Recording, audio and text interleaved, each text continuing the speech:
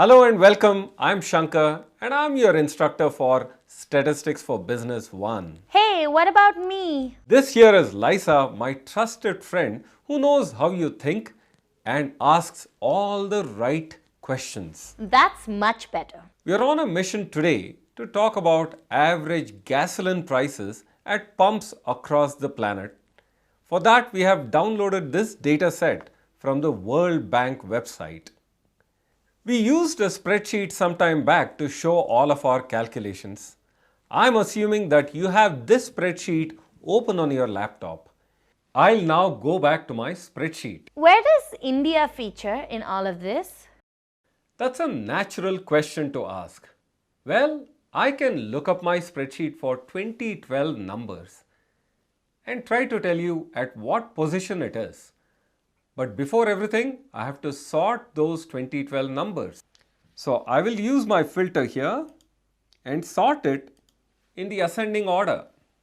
Having done that, we know that Venezuela appears to be the country with the cheapest gas price. Now remember, the first three rows are header rows. So I will scroll down now and aha! We have India at row number 61 minus 3.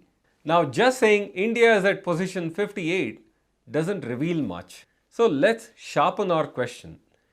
We'll ask what is the relative standing of India within this table when it comes to an average price for a liter of gasoline. And we'll spend the rest of the segment building a quantitative response to that very question. Here is something. Looking at the last column, which stands for 2012 average gas prices, what we notice is that there are bunches of countries with the same level of the pricing. In fact, for India, which is in row number 61, our price is $1.25. And at that very same price level, we've got Armenia, we've got Honduras, and we've got Philippines to keep company. Let's go over this once again.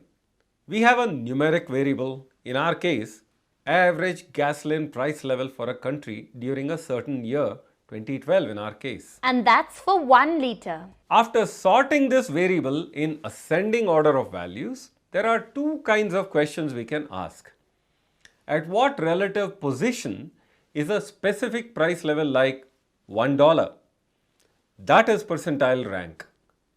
Conversely, if I supply a percentile rank like 75%, can you give me the corresponding value of the variable or price point? That is percentile. There's one caveat. There are multiple expressions to calculate percentiles. Let me guess. They all throw up different answers? That's right, Lisa. But let's just say that for a large data set, the answers are all quite close. What we'll do now is to resolve our first question. What's the position of India? Relatively speaking, there's a special spreadsheet function called percent rank, and I'm going to use it on our spreadsheet now.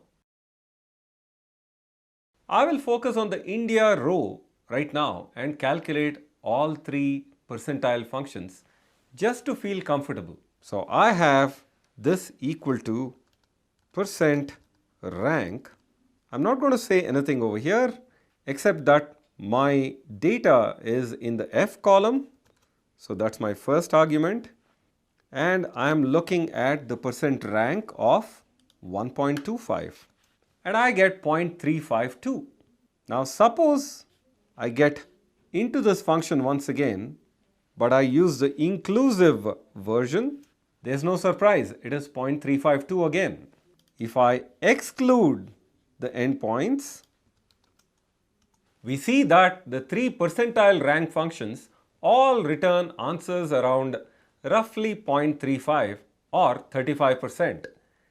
This just means a little over 1/3 of the countries in our data set have sold gasoline at a cheaper average price level than India during the year 2012.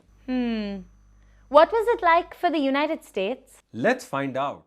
So I spot the United States in the 33rd row. I'm going to compute the percentile rank against the value of the price level. So I do this once again. I have percent rank and I do not worry about whether it is exclusive or inclusive. My prices are in column F and my value at this time is 0.97 and I get 18.8, which is roughly 19%. So India's gasoline was costlier on average than the United States. 18 versus 35.